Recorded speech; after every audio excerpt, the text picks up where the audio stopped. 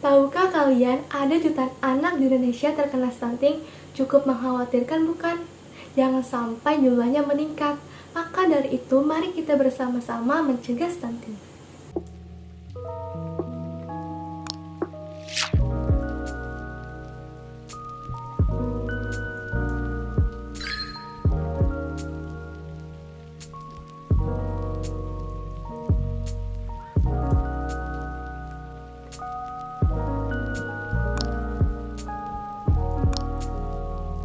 Halo semuanya, welcome to my YouTube channel.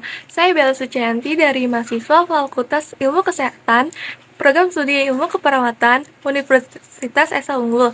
Di sini saya akan memberikan beberapa informasi mengenai tentang stunting dan prototipe website yang sudah saya dan teman-teman saya telah buat.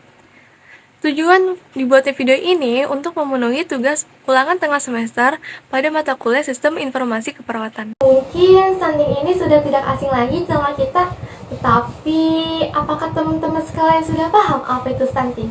Stunting adalah gangguan tumbuh kembang yang biasa terjadi pada anak yang disebabkan gizi kronis pada masa periode awal pertumbuhannya.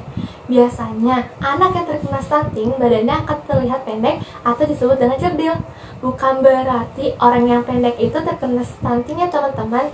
Seorang bisa dikatakan stunting menurut tugas kesehatan pertumbuhannya berada di bawah standar kurva pertumbuhan WHO. Baik, selanjutnya saya akan menjelaskan tentang inovasi, di mana inovasi ini terdiri dari 3 jenis, yaitu input, output, dan model. Input sendiri kurangnya adanya website yang lengkap untuk mempermudah si pasien atau tenaga kesehatan untuk mendapatkan informasi, karena pengukuran secara manual akan lebih rumit dilakukan dibandingkan adanya website akan lebih mempermudah penggunaan. Yang kedua itu ada output. Output ini membantu meningkatkan melihat status gizi anak dari penggunaan, mempermudah mendapatkan informasi mengenai kesehatan seperti tinggi badan pada anak, berat badan pada anak, dan imunisasi. Dan yang terakhir, mempermudah pengguna mencari informasi data lain. Dan yang ketiga itu ada model. Dan yang kami ambil yaitu adalah website. Baik, setelah kalian mengetahui tentang apa itu stunting dan inovasi, di sini saya akan menjelaskan hasil desain website yang sudah saya dan teman-teman saya telah buat, di mana website ini bernama NutriKids. Nutri artinya nutrisi, Kids artinya anak. Setelah kalian membuka website NutriKids, maka akan muncul kalimat selamat datang di pusat informasi dan dukungan untuk mengatasi stunting gizi pada anak. Bersama NutriKids, mari mewujudkan pertumbuhan sehat dan masa depan cerah bagi generasi mendatang. Setelah itu, kita mengklik login. Setelah kita mengklik login, yang pertama, kita akan menginput username dan juga password, di mana username ini adalah admin dan password juga admin. Lalu kita klik login. Setelah kita mengklik login, maka muncullah menu dashboard atau tampilan dashboard. Di tampilan dashboard ini juga ada tampilan diagram kasus data stunting gizi anak di kota Jakarta Barat. Jadi ini kecamatan kota Jakarta Barat ya teman-teman. Dan ini diagramnya juga ada 3 jenis, yaitu kasus gizi anak normal, kasus kurangnya gizi pada anak, kasus obesitas gizi pada anak.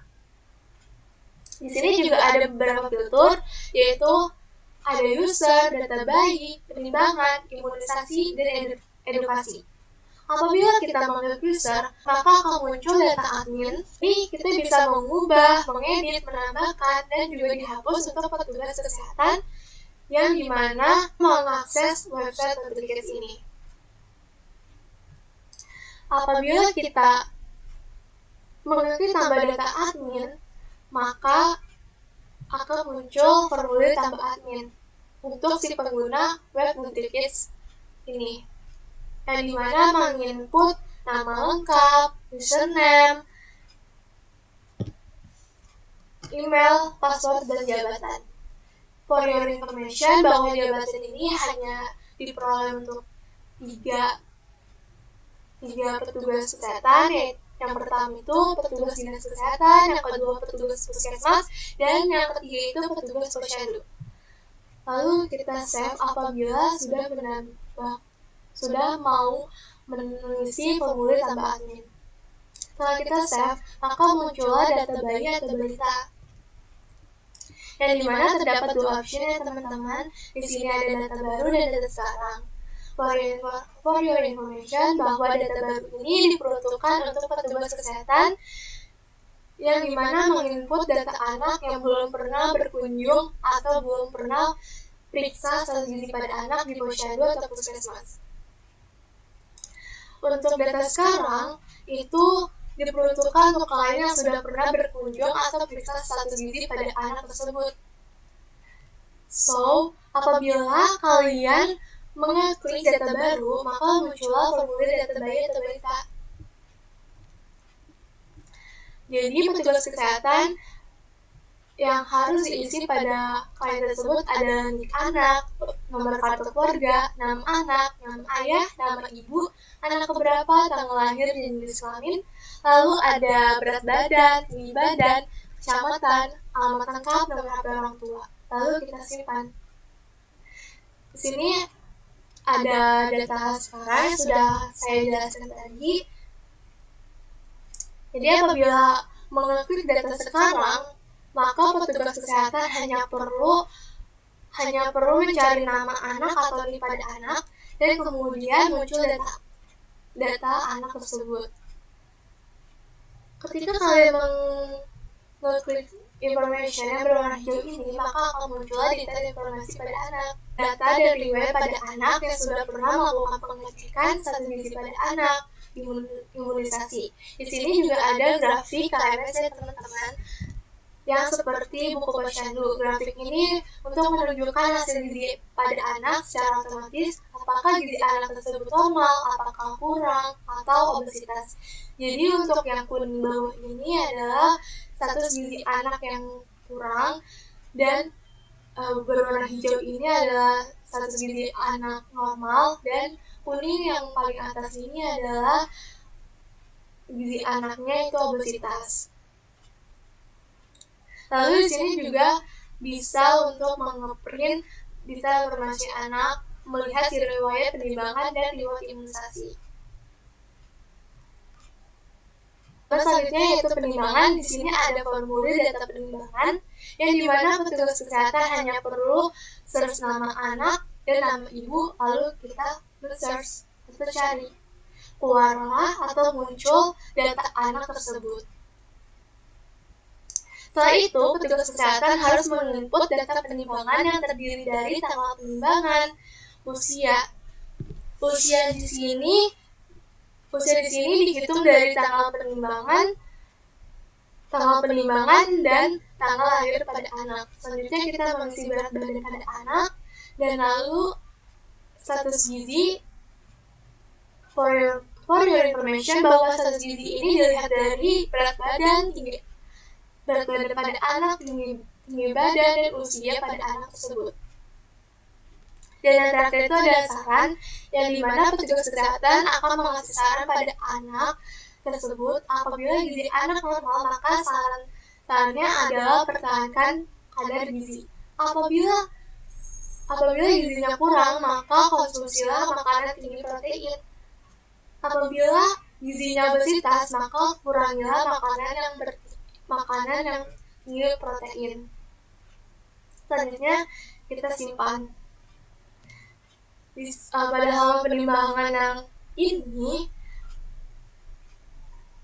menampilkan daftar data penimbangan bayi yang telah mengisi formulir penimbangan melalui akses tambah data di halaman sebelumnya. Yang ini teman-teman, jadi setelah kita menyimpan data penimbangan, maka akan muncul di data penimbangan yang di halaman ini. Dan apabila kita mengeklik information yang berwarna hijau ini, maka muncullah data penimbangan per anak. Jadi sudah berapa kali sih anak tersebut melakukan pengecekan status gizinya. Selanjutnya itu ada imunisasi, di mana halaman ini adalah formulir data imunisasi. Jadi sama saja seperti data penimbangan tadi, si petugas kesehatan hanya perlu search nama anak, nama ibu. Lalu dicari. Setelah dicari, maka akan muncul data-data pada anak tersebut, seperti nik anak, nama anak, jenis kelamin, tanggal lahir, nama ayah, nama ibu, dan alamat. Selanjutnya itu, petugas kesehatan harus menginput data imunisasi yang terdiri dari tanggal imunisasi, usia ini juga sama seperti tadi penimbangan, dihitung dari tanggal imunisasi dan tanggal lahir anak. Selanjutnya kita pilih jenis imunisasi, kita simpan. Lalu ketika kita simpan, maka muncullah di data imunisasi di halaman ini ya teman-teman. Sama seperti tadi, apabila tambahan data, maka akan muncullah pemberi data imunisasi ini. Apabila mau ngeklik information yang berwarna hijau, maka akan muncul riwayat data imunisasi per anak. Dan sini edukasi di website ini nanti ada link untuk edukasi pada stunting gizi anak.